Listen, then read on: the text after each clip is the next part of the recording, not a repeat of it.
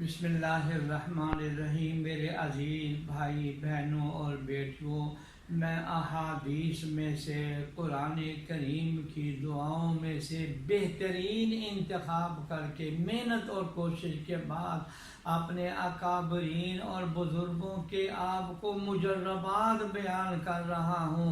خدا را ان کی قدر کر لیجئے گا۔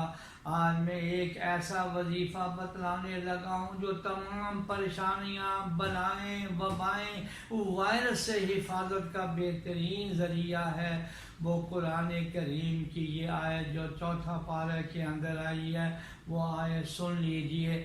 حسبنا اللہ ونعم الوکیل۔ اس کے بارے میں شاہ ولی اللہ کے بڑے صاحبزادے شاہ عبدالعزیز رحمۃ اللہ علیہ فرماتے ہیں 111 مرتبہ اگر یہ آپ پڑھیں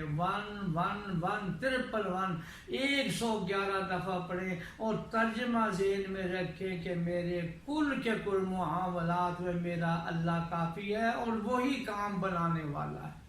قرآن کریم میں اس آیت کے بعد فوراً اللہ فرما رہے ہیں فَانْقَلَبُوا بِنِعْمَةٍ مِّنَ اللَّهِ۔ اے پڑھنے والے، انقلاب آ جائے گا، تبدیلی آ جائے گی، اللہ کی نعمتوں کی بارش آ جائے گی، اللہ کا فضل آیا اور پھر اس کے بعد تجھے کبھی بیماری ٹچ نہیں کرے گی۔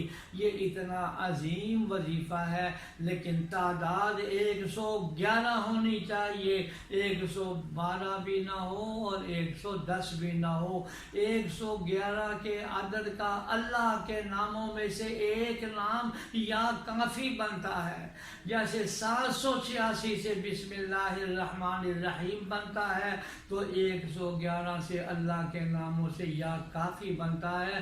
تو معنی یہ ہے حسبنا اللہ کا معنی بھی اللہ کافی ہے اور 111 کا حصہ بھی یا کافی بتلا رہا ہے، تو پھر رب العالمین اس کی ہر تکلیف اور پریشانی کو دور کرنے کے لیے کافی ہو جائیں گے۔ یا اللہ ہمیں ان وظائف کی قدر کرنے کی، دل سے پڑھنے کی، اللہ سے مانگنے کی توفیق عطا فرما، آمین یا رب العالمین۔